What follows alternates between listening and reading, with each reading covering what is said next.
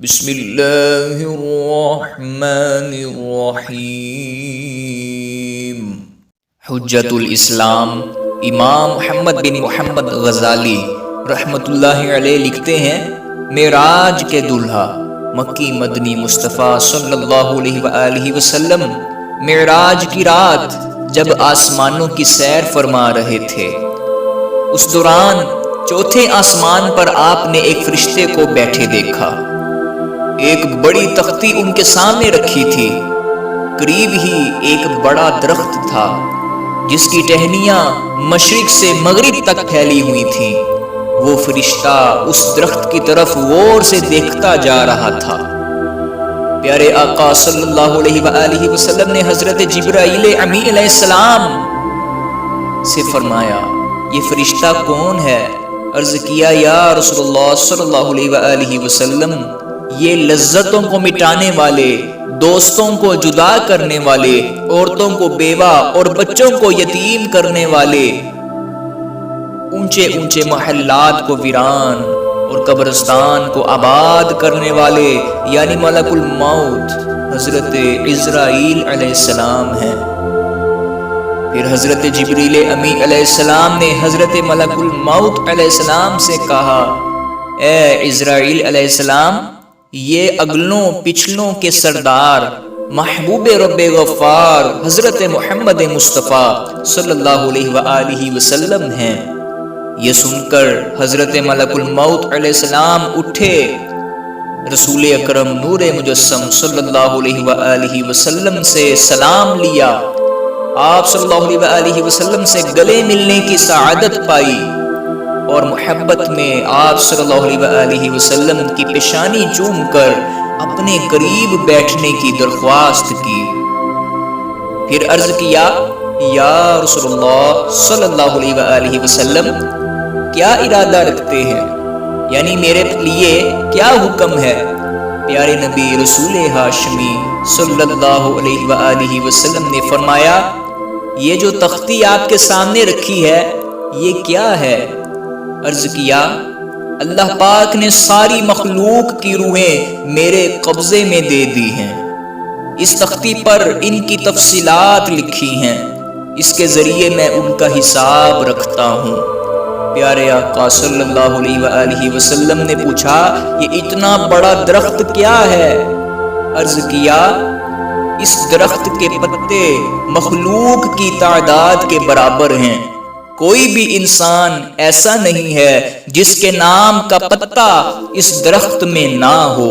جب کوئی بیمار ہوتا ہے تو اس کے نام کا پتا پیلا ہو جاتا ہے، اس سے میں جان لیتا ہوں کہ فلاں شخص بیمار ہے۔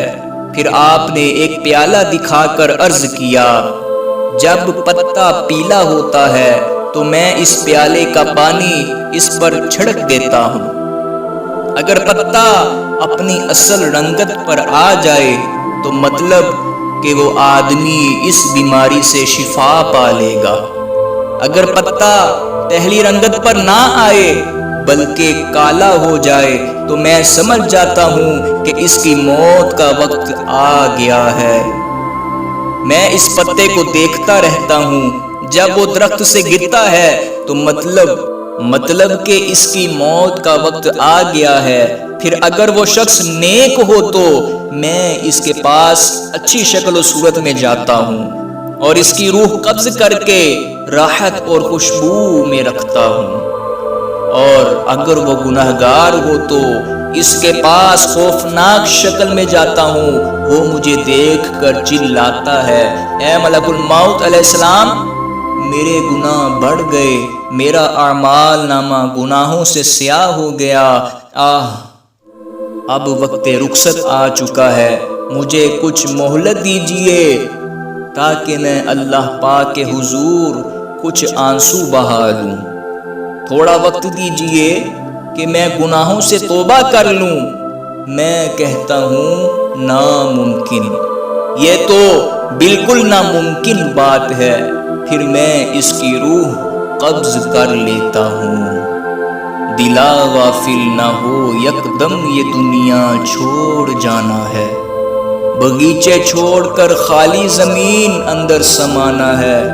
तू अपनी मौत को मत भूल कर सामान चलने का, जमीन की खाक पर सोना है, ईंटों का सरहाना है।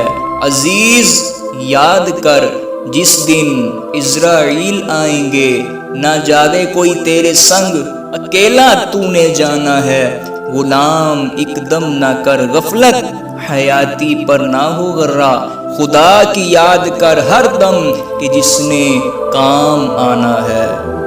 अजीज़ान मुहतरम, इस इबरतनाक रवायत से मालूम हुआ हम में से हर एक की मौत का वक्त मुकर्रर है।